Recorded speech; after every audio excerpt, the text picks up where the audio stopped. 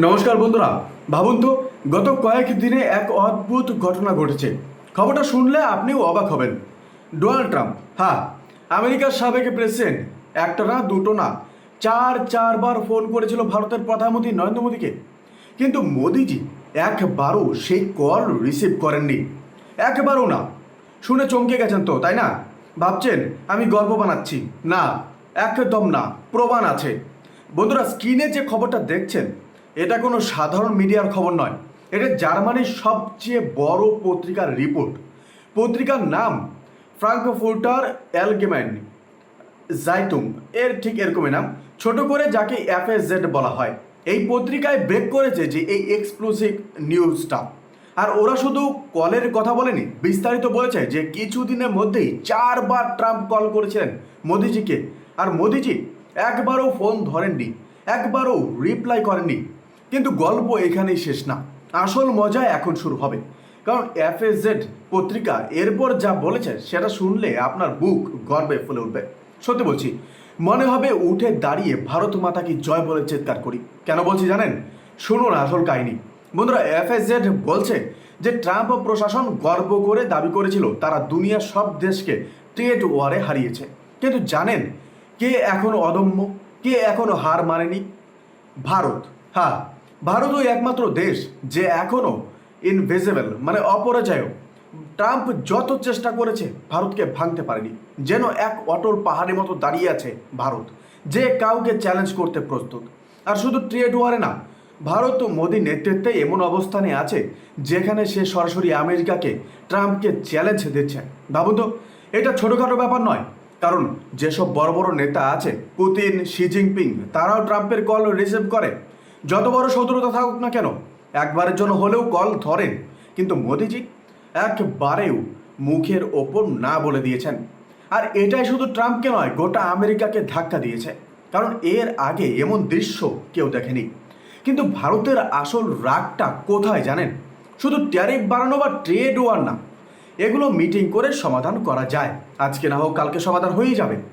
সমস্যা হলো ট্রাম্প ভারতকে অপমান করেছে, ভারতীয় অর্থনীতিকে বলেছে ডেড ইকোনমি, এমনকি ব্যবহার করেছে অত্যন্ত অপমানজনক ভাষা।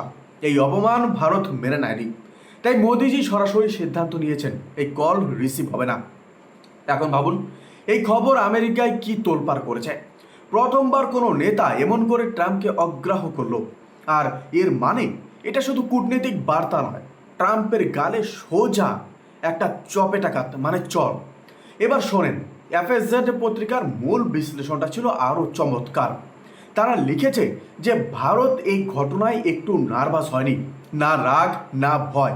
কারণ ভারত জানে ট্যারিফ ইস্যু বা ট্রেড ওয়ারের মতো বিষয় সমাধান করা যায় আলোচনায়, ফোনের মধ্যে নয়। কিন্তু সমস্যা হলো ট্রাম্প ভারতকে অপমান করার চেষ্টা করেছে। ভাবুন তো, ট্রাম্প প্রকাশ্য বলেছে যে ভারতের ইকোনমি নাকি ডুবে গেছে, ভারতীয় অর্থনীতি নাকি মৃত। এমনকি এমন কিছু শব্দ ব্যবহার করেছে যা শুনে যে কোনো দেশের গর্বে আগুন জ্বলে উঠবে। এই অপমান ভারত মেনে নেয়নি। আর সেখানেই মোদির মাস্টার স্ট্রোক। ট্রাম্পের ফোন ধরা তো দূরের কথা, একবারের জন্য রিপ্লাই করেনি। এখন প্রশ্ন হলো, এর প্রভাব কোথায় গিয়ে পড়ল? এই খবর প্রকাশ হতেই আমেরিকায় রীতিমতো ঝড় উঠেছে। কারণ ট্রাম্পকে সরাসরি চ্যালেঞ্জ দেওয়ার দুঃসাহস এই প্রথম কোনো নেতা দেখালেন। পুতিন, শি জিনপিং এর মতো শক্তিশালী নেতারাও ট্রাম্পের ফোন ধরেন একবার হলেও। কিন্তু মোদিজি দেখিয়ে দিলেন ভারত কোনো চাপের কাছে মাথা নোয়াবে না। আর সবচেয়ে মজার বিষয় হলো, ইউরোপের মিডিয়া কেন এই খবর ফাটাচ্ছে জানেন? তাদের কি দরকার ভারত আমেরিকা টানাপোড়েন নিয়ে এইসব নিউজ ছড়ানো? আসলে এর পেছনেও বড় খেলা আছে। মাত্র 15 দিন আগে ইউরোপের সব বড় নেতা ট্রাম্পের সামনে গিয়ে জি হুজুরি করে এসেছে। যে ছবি স্ক্রিনে দেখছেন, সব ইউরোপিয়ান লিডার ট্রাম্পের সামনে বসে আছে যেন নম্র ভিখারির মতো। এই দৃশ্য ইউরোপের সাধারণ মানুষের কাছে একেবারে গলায় কাটার মতো অপমানের প্রতীক হয়ে গেছে। তাই এখন যখন খবর বের হলো যে ভারত ট্রাম্পের চাপের কাছে মাথা নোয়ায়নি, বরং তাকে দেখিয়ে দিয়েছে আসল চ্যালেঞ্জ কাকে বলে, ইউরোপের মিডিয়া এই খবর ছড়াচ্ছে আগুনের মতো। যেন ইউরোপের সেই লিডারদের চোখে আঙ্গুল দিয়ে দেখিয়ে দিচ্ছে যে দেখেছো ট্রাম্পকে কিভাবে মোকাবিলা করা যায়। এখন বড় প্রশ্ন, যে ট্রাম্প কিভাবে এই অপমান হজম করবে। আমি বাজি ধরে বলছি, খুব শীঘ্রই ট্রাম্প এর জবাবে নাটকীয় কিছু করবেন। হয়তো বলবেন এমন কিছু হয়নি, হয়তো উল্টো ভারতের উপর দোষ চাপাবেন, কারণ ট্রাম্পের সবটা এমনই, নিজেকে হিরো বানাতে তিনি যে কোনো চাল খেলতে পারেন।